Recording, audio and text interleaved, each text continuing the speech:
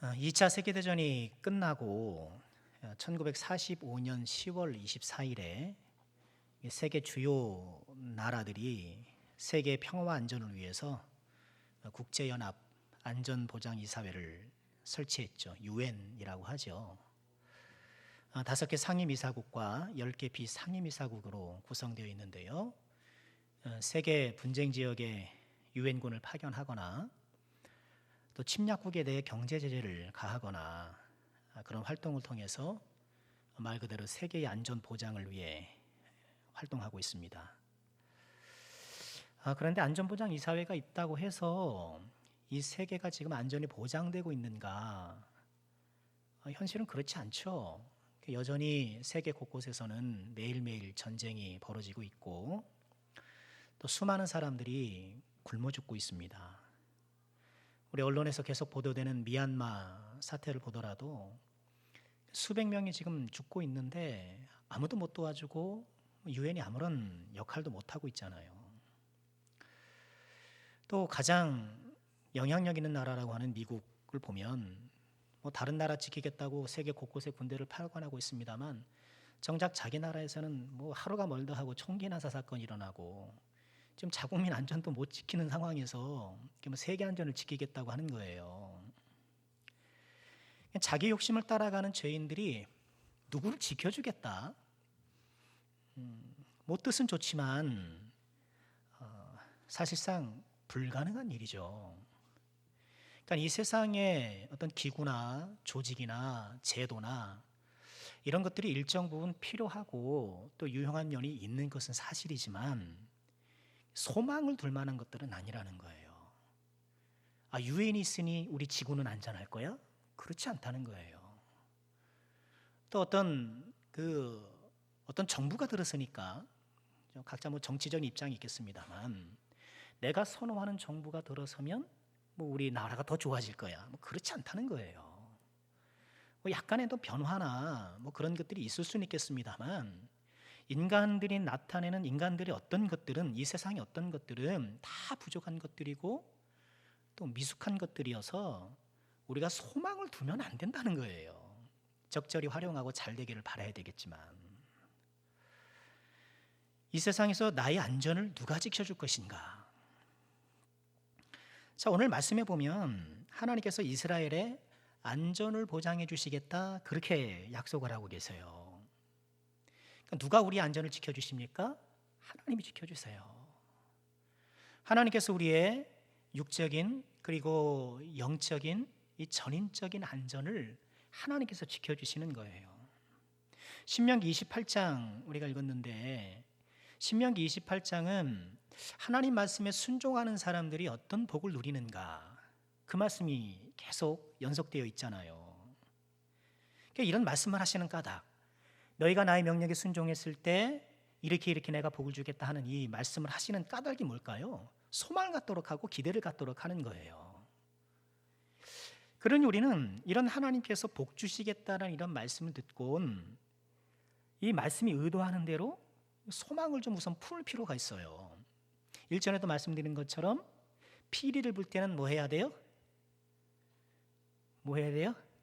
춤을 추고 뱀만 춤을 추는 게 아니라 코브라만 춤을 출 게 아니라 피리의 말씀이 불리면 우리는 춤을 추고 애곡의 말씀이 들리면 우리는 어떻게 해야 돼요? 울고. 여러분 이것이 참 가만 생각해 보면 순수한 마음이잖아요. 피리를 불어도 꼼짝 안 하고 애곡을 해도 흔들림이 없고 다 그대로야. 말씀이 안 들리면 그래요. 피리를 불 때에는 춤을 추고 애곡할 때에는 울어야 하는 것처럼 이렇게 기대케 하는 말씀에는 기대와 소망을 가져야 돼요. 그러니까 하나님께서 복을 주시겠다고 말씀하셨을 때에는 막 우리의 생각을 가로막는 것들이 있잖아요. 이전에는 그렇게 했는데 안 됐어 라는 이전의 경험들, 그리고 우리가 주변을 바라보면 통상적으로 우리가 생각하는 그런 것들, 이런 생각과 경험들이 이 하나님의 말씀을 가로막기 쉽단 말이에요. 그러나 그런 생각과 나의 어떤 경험의 파편들을 좀 치워버리고 이렇게 내가 순종하면 복을 주겠다는 이 말씀을 있는 그대로 순수하게 받아들이는 것, 이게 참 열린 마음이고 하나님께서 기뻐하실 마음이라는 거예요. 그러니 이처럼 복을 주겠다는 말씀을 들을 때에는 아니 뭐 그냥 하는 소리 뭐 이렇게 할 것이 아니라 그래 좀 나도 좀 복을 받아보자. 그래 하나님께서 주시는 복을 다시 한번 누려보자.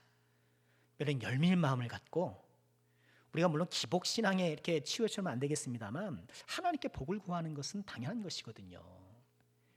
그리고 우리에게 복을 주시겠다는 하나님의 말씀 가운데 우리가 마음을 활짝 열고 다가가는 우리 모두가 꼭 될 수 있기를 주의 이름으로 부탁드립니다. 어떤 복을 주시기로 약속하셨는가? 오늘 7절 읽었는데요.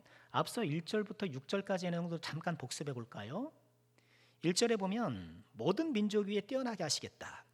이런 복을 주시죠. 주의 말씀에 순종할 때에 뛰어나게 하시겠다. 두 번째 2절에서는 하나님의 복이 이루는 2주 전에 이 말씀 같이 나눴어요. 하나님께 복이 이루는 이 이루다라는 이 단어가 어떤 뜻이 있다고 그랬죠? 따라붙는 것, 추월하는 것. 영어 성경은 overtake, 추월한다라고 번역을 하거든요. 그러니까 내가 달려가는데 내 인생을 운전해 나가는데 하나님의 복이 저 뒤에서부터 부릉부릉 쫓아와가지고 저를 추월하는 거예요. 좀 너무 멋있는 표현이죠. 뭐 자동차가 있었던 시절은 아닙니다만 마차가 됐든 말이 됐든 그 시대 교통수단이 뭐 상상될 수 있겠습니다만 하나님의 복이 나를 쫓아와 나를 추월하는 것. 또 3절부터 6절까지는 한 단락으로 우리 함께 보았었는데 성읍에서도 복을 받고 들에서도 복을 받고 들어와도 복을 받고 나가도 복을 받고. 성읍은 우리가 살아가는 집 혹은 인간 마을 공동체잖아요. 그러니까 내가 집에서도 복을 받고 들은 뭐예요? 내가 일하는 자리 일터에서도 복을 받고 이 가정의 복을 받고 일터의 복을 받는 것 참 우리가 다 소망해야 될 그런 복이잖아요. 자, 이런 복을 약속해 주시고 이어서 오늘 7절 말씀을 주시는 거예요. 안전 보장에 대한 약속. 자, 7절 다시 한번 우리 한번 보고 좀 우선 이 말씀을 한번 공부해 볼까요? 여호와께서 너를 대적하기 위해 일어난 적군들을 내 앞에서 패하게 하시리라. 그들이 한 길로 너를 치러 들어왔으나 내 앞에서 7길로 도망하리라. 먼저 7절 보면 이스라엘을 대적하기 위해 일어난 적들을 적군들이라고 이렇게 복수로 표기를 해요. 이거는 대적들이 많다라는 거죠. 다수의 대적들이 연합해서 공격하는 이 상황이 연상돼요. 근데 고대 전투에서는 머릿수가 곧 전투력이었잖아요. 사람이 많으면 그게 곧 힘이에요. 요즘은 다르죠. 고도의 무기가 있고 강력한 무기가 있으면 내가 좀 군사력이 머릿수가 좀 적어도 이길 수 있잖아요. 고대 사회에서는 수적 우위가 그 자체로서 큰 힘인데 7절 말씀에서는 이스라엘을 너 단수 이렇게 얘기를 하고 대적들은 적들 복수로 표기해서 수적인 열세에 놓여 있다라는 것을 이렇게 암시하고 있는 거예요. 내가 수적으로 열세가 있을 때, 내가 힘이 부족할 때, 그럴 때 누가 우리 안전을 보장해 주는가? 하나님이 보장해 주겠다는 거예요. 또 적들이 어떻게 공격해 오나요? 중간에 보시면 그들이 한 길로 너를 치러 들어갔다. 한 길로 치러 들어왔다. 보통 다른 나라를 이렇게 침략해 나갈 때는 여러 길로 들어오는 것이 정석이에요. 왜요? 그래야 이제 방어하는 측에 있어서 당황할 것 아닙니까? 육해군이 총 동원돼서 저 포탄도 때리고 비행기도 날아가고 이렇게 다각도로 공격을 하는 것이 일반적이에요. 그런데 이 대적들이 한 길로 너를 치러 온다 이러는 것은 그렇게 여러 갈래로 나아가는 그런 세부적인 작전도 필요 없다는 거예요. 왜요? 그만큼 강력하다 이거예요. 한 길로 들어온다라는 이 이야기는 꼭 한 길로 숫자 말 그대로 문자 그대로 한쪽 길로만 이렇게 온다라는 얘기가 아니라 이들이 이만큼 기세당당하게 온다라는 거예요. 그러니까 수적으로도 열세이고 또 군대의 사기면에 서 있어도 훨씬 부족한 상황인 것이죠. 내가 좀 수가 부족하더라도 뭔가 좀 이렇게 깡다구가 있고 내가 몸이 작아도 그렇죠. 그냥 이런 깡다구 있으면 함부로 못 하잖아요. 근데 그런 것도 없는 거예요. 수적으로 열세고 군대의 사기도 부족하고 이런 전반적으로 내가 작은 상황이지만 그러나 결과는 어떻게 돼요? 정반대잖아요. 그들이 내 앞에서 즉 이스라엘 앞에서 패할 것이다. 한 길로 들어왔지만 기세 등등하게 들어왔지만 7길로 도망하리라. 이 7길도 꼭 7길 아니잖아요. 꼭 7, 하나, 둘, 셋, 넷, 다섯, 여섯, 일곱 그 길로 간다는 게 아니잖아요. 도망갈 수 있는 모든 길로 도망간다는 얘기인 거죠. 혼비백산에서 다 도망간다는 거예요. 그러니 우리는 내가 가진 것이 부족하다고 해서 너무 그렇게 두려워할 필요가 없어요. 뭔가 내 안에 자원이 풍부하지 못하다고 해서 너무 걱정할 필요가 없는 거예요. 우리 인생의 안전을 누가 지켜주시는가? 하나님이 지켜주시는 거예요. 우리가 비록 열세라도, 우리가 비록 부족하더라도 하나님이 지켜주시는 거예요. 자, 오늘 말씀을 통해서 한 2가지를 묵상해 보고 싶은데요. 첫째는 오늘 말씀은 나라의 안전을 지켜주시는 하나님을 바라보게 해요.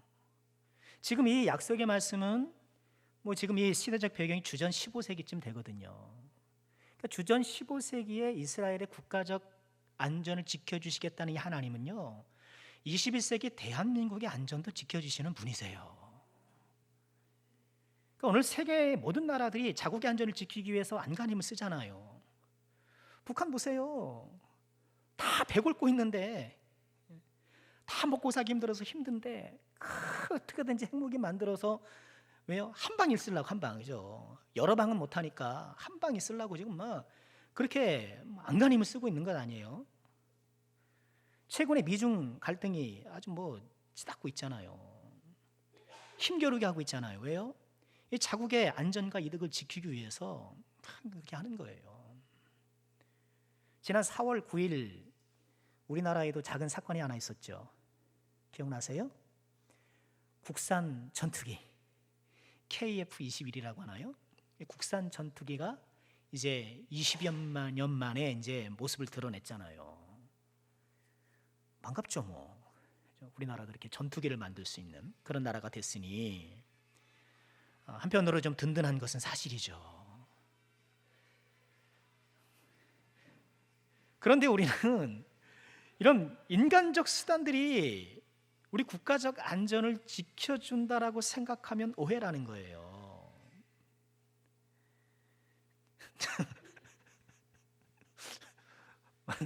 막 춤출 뻔했어요.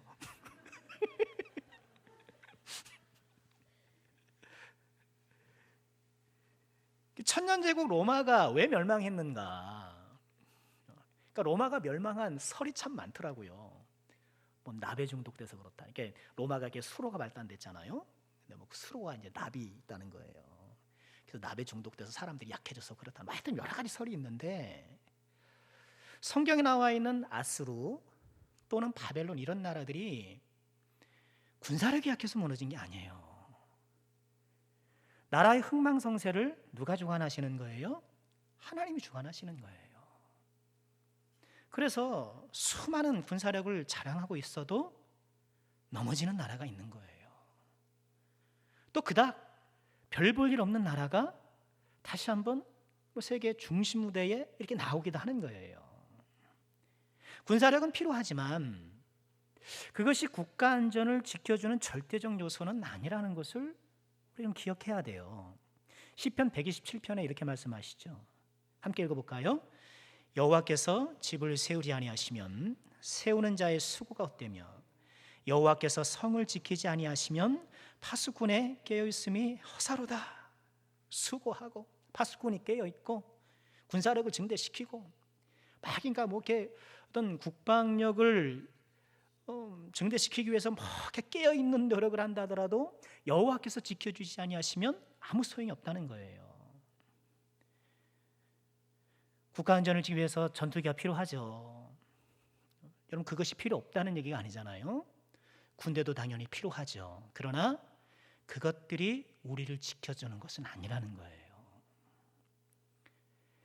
신명기 17장 16절에서 하나님께서는 가나안에 이스라엘 백성들이 정착하면 이제 왕을 세우게 될 것인데 그 왕에게 병마를 많이 두지 말라라고 그렇게 말씀을 하셔요. 그는 세워진 왕은 병마를 많이 두지 말아라. 병마를 많이 얻으려고 그 백성을 애굽으로 돌아가게 하지 말 것이니 이는 여호와께서 너희에게 이르시기를 너희가 이후에 그 길로 다시 돌아가지 말 것이라 하셨음이며 병마를 두지 말라. 애굽을 두지 말라. 애굽으로 돌아가지 말라. 그러니까 어떤 군사력도 소유하지 말아라. 또는 어떤 외교적인 노력도 하지 말라. 그런 게 아니잖아요. 병을 고치기 위해서 기도하면 된다. 뭐 어떤 약도 의학적인 그런 사용도 해서는 안 된다. 그런 게 아닌 것처럼요.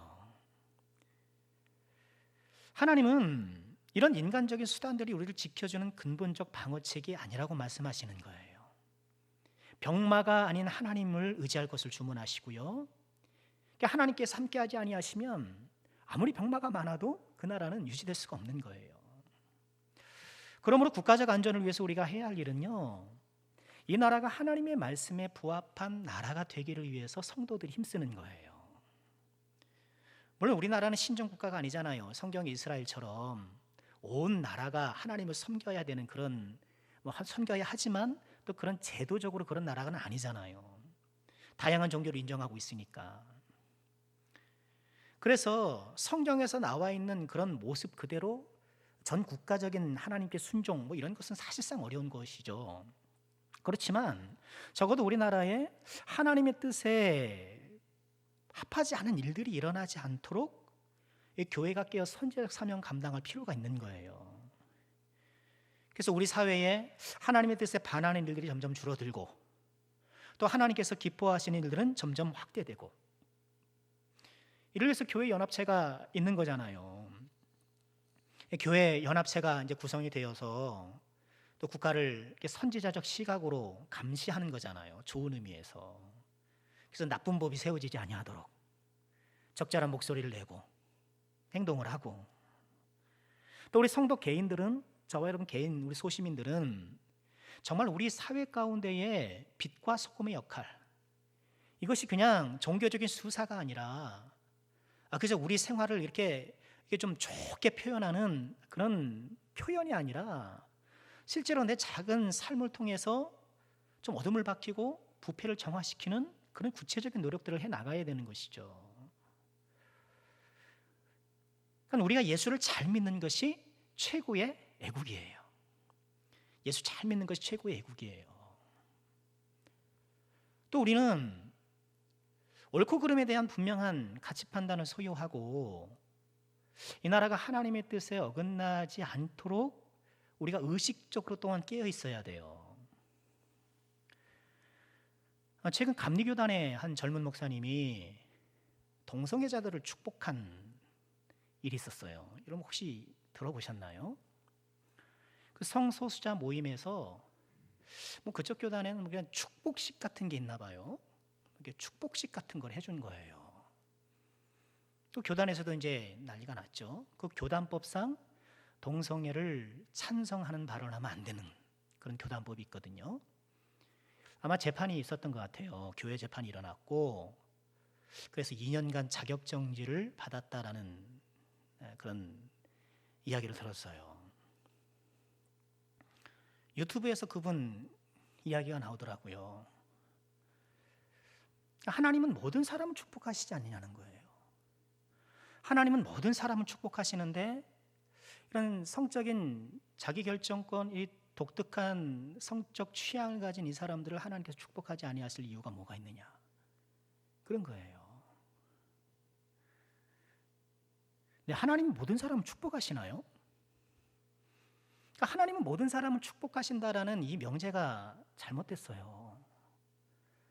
하나님은 모든 사람이 축복받기를 원하세요.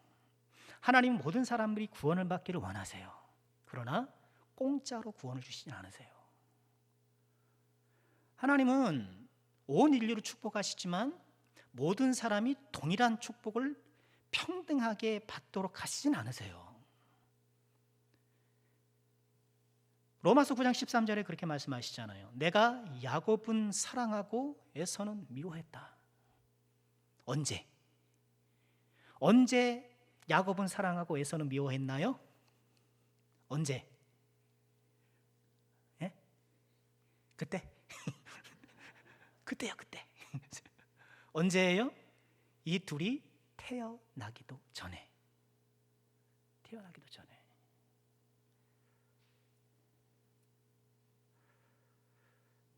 성소수자가 될 수밖에 없는 그런 사정들은 있을 수 있어요. 안타깝게 생각합니다. 그러나 인간적 안쓰러움으로 말씀을 굽게 해서는 안 돼요. 성소수자를 축복한다고 한다면 더군다나 그 행사에 가서 또 그런 일들을 하기를 원하고 그것이 정당하다고 하는 그 자리에 가서 그 사람들을 축복한다면 본인은 그 사람은 축복했지 행동은 축복한 것이 아니다, 이렇게 분리를 하려고 하겠지만 분리가 안 되는 상황이죠.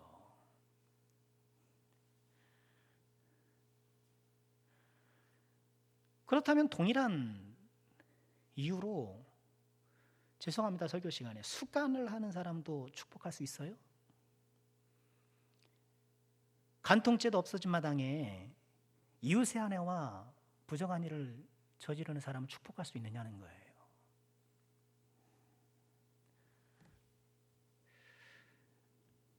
국가의 안전을 하나님이 지켜주신 우리는 믿고요. 이 나라가 하나님께서 합당한 나라가 되도록 우리는 소원해야 되는데, 그러기 위해서는 우리가 올바른 가치관을 가져야 돼요. 물론 그런 성소수자분들에 대한 사회적인 차별이 있어서는 안 돼요. 결코 그래서는 안 되죠. 직장 갈 때 그것 때문에 차별을 하거나 그래서는 안 되죠. 그러나 그렇다 하더라도 그 행위를 우리는 결코 찬성할 수는 없는 거예요. 자, 요는 그거예요. 나라의 안전, 국가의 안전을 누가 지켜주는가? 많은 병마가, 많은 군사력이 아니라는 거예요. 그런 것들은 수단일 뿐이고 도구일 뿐이고, 이 나라가 하나님의 앞에 올바로 설 때에 특별히 하나님의 자녀된 저와 여러분들이 이 세상 곳곳에서 이 바른 가치관과 바른 삶을 통하여서 하나님께서 기뻐하시는 사회가 되도록 우리가 선한 노력을 기울일 때에 하나님께서 이 나라 민족을 지켜주신다는 것이죠. 그런 의미에서 진정한 애국자가 될 수 있는 우리가 되었으면 좋겠습니다. 진정한 애국자가 되셔야 돼요.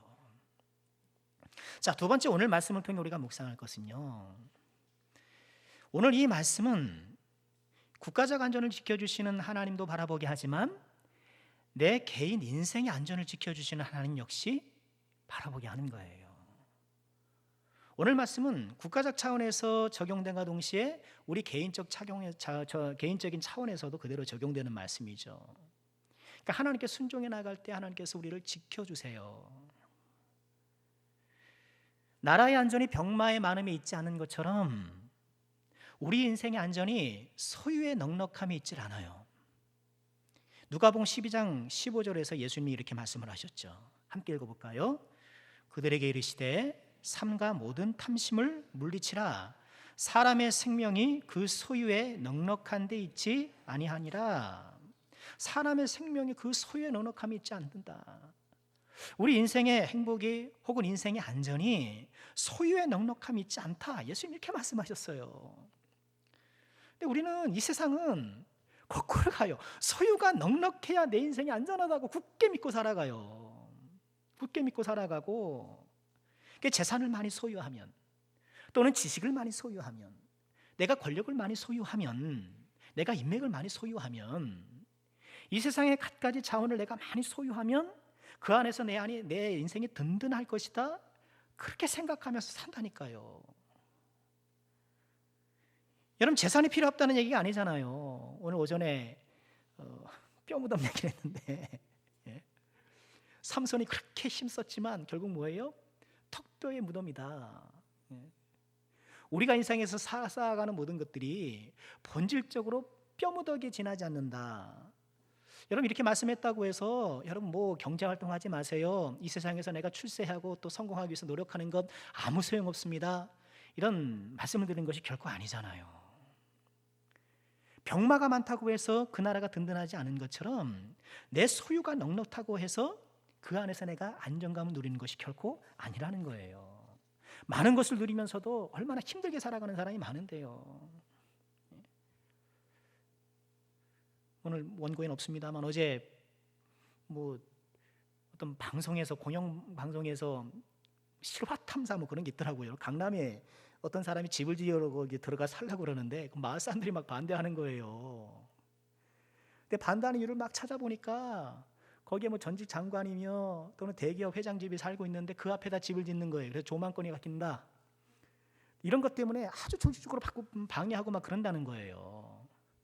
그런 이야기가 나오는데 내가 많은 것을 소유하더라도, 내가 이 세상에 많은 재물과 권력을 소유하더라도 그렇게 가난하게 사는 거예요. 죄송하지만 그게 사실이라면 정말 빈곤하게 사는 거예요. 그렇지 않나요? 정말 빈곤하게 살아가는 거예요.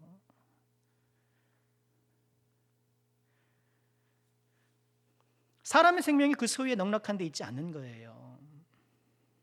하나님께서 우리를 지켜주시고 하나님이야말로 우리 안전을 보장해 주시는 분이라는 거예요. 그러나 이 말씀은 어떤 질병도 사고도 뭐 나를 넘보지 않고 인생의 시련도 전혀 없는 그런 온실 상태에서 나를 보호해 주신다, 그런 말씀이 결코 아니잖아요. 하나님은 모든 시련들로부터 우리를 지켜주시고 특별히 우리의 영혼을 지켜주세요. 시편 120편 7절에서 시편 기자가 이렇게 기도해요. 함께 읽을까요? 여호와께서 너를 지켜 모든 환난을 면하게 하시며 또 내 영혼을 지키시리로다. 우리가 살아가는 이 세상은 사망 권세의 세상이잖아요.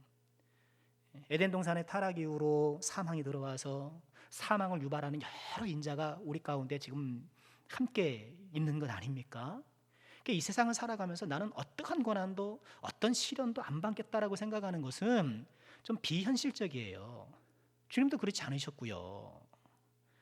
그러니 하나님께서 나를 지켜주신다라는 것은 어떤 그런 인생의 시련도 없고 뭐 그런 걱정거리도 없고 하는 그런 진공 상태의 어떤 평안을 말씀하시는 것이 결코 아니에요.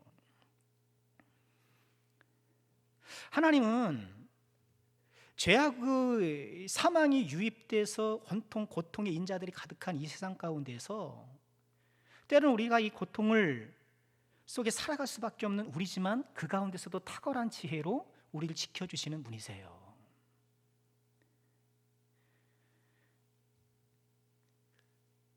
미가서를 함께 나누면서 이 말씀 함께 그때 나눴었는데요. 하나님 우리를 고통 가운데 어떻게 인도해 주시는가? 세 가지라고 말씀드렸어요. From pain 또는 through pain 또 in pain. 어떨 때는 from pain이에요. 그러니까 고통이 나를 빗나가는 거예요. 인생의 시련이 나에게 다가오질 않는 거예요. 그러나 어떤 때는 이런 인생의 시련과 고통을 관통하게 해서요. 관통하게 하세요. 또 어떤 경우에는 그 인생의 고통과 시련 안에 우리를 붙들어 두셔서 이끌어 가실 때가 있어요. 인생의 시련, 우리 안전을 위협하는 이런 인생의 고통 가운데 하나님께서 우리를 어떻게 지켜나가는가를 우리가 참 이해해야 돼요. 프롬 페인 할 때, 나에게 고통이 없을 때, 여러분 그렇잖아요. 우리 주변에도 특별히 인생에 큰 시련 없이 평온하게 이렇게 생활하는 사람이 있어요.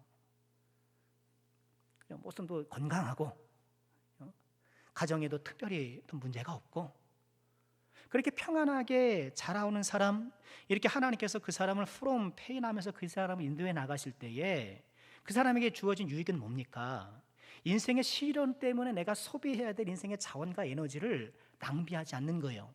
거기 허비하지 않는 거예요. 그럴 때 우리는 어떻게 해야 돼요? 그렇게 내 인생의 시련이나 환난 때문에 소비하지 않아도 되는 그런 에너지를 잘 모아서 인생의 자원을 모아서 못 해야 돼요? 더 하나님 나라에서 힘써야 되는 거예요. 그래서 부자 나라들에서 보면 가난한 나라로 선교사들이 많이 가는 거예요. 그렇게 많이 가야 되는 거예요. 그럼 그 상황이 선교지 상황이 참 대비되지 않습니까? 누구는 비행기 타고 와가지고 저렇게 좀 빵 나눠주면서 뭐 복음 나눠주면서 이게 아주 멋진 모습으로 와가지고 이렇게 사역하는 반면, 누구는 가난 나라에 태어나가지고 이렇게 아주 먹는 것이 힘들고 그냥 폐쩍폐쩍 마르고 그런 힘든 상황 가운데서 그 선교지에서 만나잖아요. 그러니까 하나님께서 그 사람에게 평온한 상태를 줬고 더 부유한 상태를 줬고, 그렇다고 한다면 그의 인생 가운데 프롬 페인의 은혜를 함께 해주셔서 인거를 주셨다면, 그렇게 나에게 축적된 인생의 에너지와 자원들을 더 하나님 위해서 사용하라고 그렇게 하신 거예요. 그 평안함을 그냥 나 혼자 좋아서 내 인생 엔조이하고 그런데 사용하시면 안 되는 거예요. 하나님께서 나중에 책임 물으신단 말이에요. 내가 너한테 주었던 평안으로 너 뭘 했느냐, 내가 너한테 주었던 그 부유함으로 너는 뭘 했느냐 물으실 거란 말이에요. 다른 사람보다 나에게 더 좋은 평안함을 주셨던 것은 더욱더 힘써 하나님의 일을 감당하라고 하신 거예요. 그래서 지금 나를 돌아보면서 혹시 내가 프롬 페인의 상황이라고 한다면, 나에게 주어진 그 인생의 모든 에너지를, 그런 자원을 더 주님을 위해서 사용하시고, 주를 위해서 더 기도하시고, 선한 일에 더 앞장서시고 귀한 눈을 내시길 바랍니다. 또 하나님께서는 고통을 관통하기도 하시잖아. through pain 하게 하시는 거예요. 우리에게 시련을 허락하실 때가 있는 거예요. 그럴 때 우리는 어떻게 해야 되는가? 하나님께서 나에게 감당할 시련만을 주신 것을 믿고 끝까지 인내하면서 그 믿음, 그 고통 가운데 우리 믿음을 지켜내야 돼요. 야고보서 5장 11절 보실까요? 함께 합니다. 보라, 인내하는 자를 우리가 복되다 하나니 너희가 욥의 인내를 들었고 주께서 주신 결말을 보았거니와. 없습니까? 잘 들으세요. 보라, 인내하는 자를 우리가 복되다 하나니 너희가 욥의 인내를 들었고 주께서 주신 결말을 보았거니와 주는 가장 자비하시고 긍휼히 여기시는 이시니라. 누구의 인내를 보라는 거예요? 욥의 인내를 보아라. 하나님께서 욥이 이 고통을 관통하게 하시잖아요. 그런 가운데서 욥이 단련되어지고 또 그가 하나님 끝까지 의지하는 가운데에 더 강력한 사람이 되잖아요. 하나님께서는 때때로 우리에게 고난을 허락하셔서 그 고난을 통해 더욱더 하나님 앞에 강력한 성도가 되도록 하시는 거예요. 그래서 시련이 위장된 축복이 아니라 나의 영혼을 더욱 풍요롭게 하는 것이죠.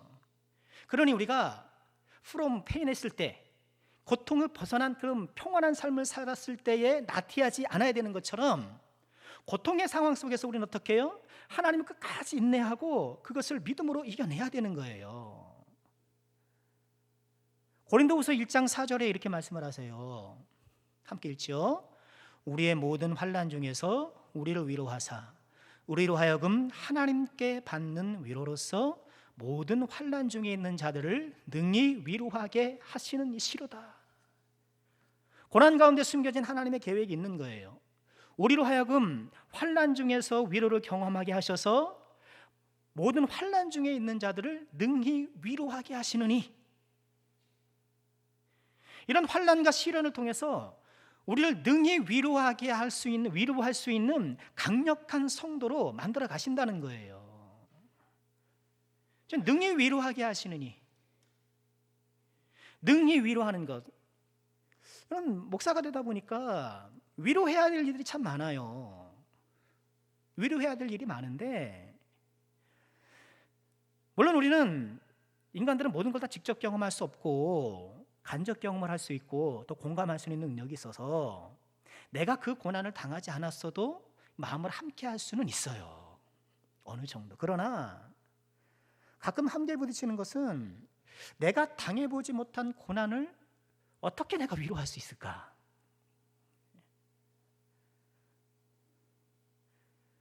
위로하되 능히 위로하게 하시는, 어쩌면 시련을 통해 단련된 우리가 이렇게 강력한 성도가 되어서 위로의 사자가 되어서 하나님의 더 큰 능력을 행할 수 있는 것. 그렇잖아요. 아니 군대 갔다 온 사람이 그래도 군대 가는 사람한테 야 걱정 마, 가면 다 사람 사는데 뭐 이래야 되지. 아니 군대도 안 갔다 와가지고 야 군대 가도 뭐가 괜찮은데요? 그런 건 아니라는 거예요. 스로우 페인 하실 때 우리를 고통을 관통하게 하실 때에 하나님 우리를 강력한 성도로 만드셔서 하나님의 위로의 사자가 되도록, 위로의 손길이 되도록 하시는 거예요. 누가 나를 통해 위로를 받아요? 여러분, 위로가 아무렇게 생각하지 않으면 안 돼요. 생각하시면 안 돼요. 여러분, 내가 지금 이 세상에 살아오시면서, 죄송합니다, 50평생, 60평생, 40평생 살아오시면서 내가 누구에게 큰 위로가 되신 적 있으세요? 별로 없어요. 그렇죠? 내가 누군가에게 큰 위로가 되고 누군가에게 참 힘이 되고 이런 일들이 생각보다 없어요. 나나 먹고 살기 바쁘지, 뭐 나나 좀 간수하기 바쁘지, 누가 누구를 위로하고 그럴 수가 없는 거예요. 그러나 이 고통을 감내한 성도들을 통해서 능히 위로할 수 있는 이 강력한 성도로 만들어 주셔서 하나님의 손길을 대신하게 하시고 하나님의 입술을 대신하게 하시고 하나님의 역사를 이루어 나가시는 거예요. 또한 때때로 하나님께서는 어떻게 해요? 인페인 하시는 거예요. 고통 안에서 우리를 이끌어 가시기도 해요. 그래서 어떤 경우에는 내가 평생 끌어안고 가야 되는 것들이 있어요. 그래서 인간적으로 생각하면 속상한 거예요. 하나님 왜 나한테 이런 일을 주시나? 나도 좀 프롬페인 하시고, 프롬페인이시면 좀 스로우페인 하셔서 좀 통과하게 하시지, 인페인 하셔서 이 고난 안에 나를 두고 계시는가? 그러나 여기에도 하나님의 놀라운 신비가 있는 거예요. 이런 사람이야말로 약한 자를 들어 강한 자를 부끄럽게 하시는 하나님의 은총을 드러내고 정말 고귀하고도 아름다운 인생을 살아가게 하는 거예요. 바울 사도도 그랬잖아요. 평생 사단의 가시를 품고 살았단 말이죠. 사단의 가시. 이게 뭘까? 안질일까? 간질일까? 정확한 병명 모르지만 병이었을 가능성이 매우 높아요. 안질이었다고 생각하는 사람은 그렇기 때문에 바울 사도의 외모가 시원치 않았다라고도 얘기도 해요. 간질일 경우는 어떻겠어요? 갑자기 뭐 내 뜻과 상관없이 그냥 막 이렇게 거품 물고 설교하다가 막 그러고 나면 너나 잘못이셔 그러죠. 그렇지 않겠습니까? 그러나 건강하고 아무런 문제 없는 사람보다 덜 건강하고 여러 문제 상황을 안고 있음에도 불구하고 믿음으로 살아가는 사람을 우리 하나님께서는 정말 존귀하게 여기시는 거예요. 그를 통해서 하나님의 이름이 정말 높아지시는 거예요. 그런 분이 정말 대단하지 않습니까? 프롬페인도 감사하고 스로우페인도 감사하지만 인페인 속에서도 하나님을 끝까지 신뢰하고 하나님을 사랑하는 뭐 송명희 시인 같은 분들이 대표적으로 그렇잖아요. 태어날 때부터 사지가 뒤틀리고 그럼에도 불구하고 그 안에서 하나님을 찬양하고 하나님을 향한 탁월한 믿음을 갖고 있음을 통하여서 얼마나 많은 사람들을 힘주고 위로를 주냐는 거예요. 뭐 저처럼 그냥 설교가 이해하는 것보다 뭐 1시간 제가 막 침 튀겨가면서 설교하는 것보다 그런 분들이 그런 모든 그의 인생의 고난을 압축해서 한마디 내뱉었던 그런 찬양의 시어가 엄청난 감동을 주는 거죠. 나 가진 재물 없으나, 나 남이 가진 것이 없으나 공평하신 하나님이 나 남이 없는 것 같게 하셨네. 그 찬양 하나에 얼마나 많은 사람들이 위로를 받습니까? 그 인생을 바라보면서 절망하는 얼마나 많은 사람들이 위로를 얻고 힘을 얻습니까? 세상이 감당할 수 없는 존귀한 믿음이 되는 것이죠. 하나님께서는 이처럼 우리를 지켜주세요. 우리의 영혼을 지켜주셔서 때로는 프롬페인, 때로는 스로우페인, 때로는 인페인, 하나님의 이 탁월한 지혜와 하나님의 이 가운데에 이런 모든 시련 가운데서도 이 모든 시련이 7길로 다 달아나는 거예요. 다 도망가는 거예요. 이런 믿음을 갖고 있는 사람, 평온할 때 그 평온함으로 하나님 위해서 힘쓰고 살아가는 사람, 고통 가운데 있지만 오히려 그것을 관통하는 그런 관통의 경험을 통하여서 강력한 성도가 되어서 능히 위로하는 사람이 되는 것, 고통을 안고 있지만 오히려 그 가운데 하나님의 이름을 더 높이 드러내는 그런 사람을 통하여서 우리 하나님께서 놀라운 역사를 이루어 주시는 것이고, 하나님은 다양한 방법으로 우리가 이 고난을 관통해 나가는 수 있도록 우리를 지켜 보호해 주시는 거예요.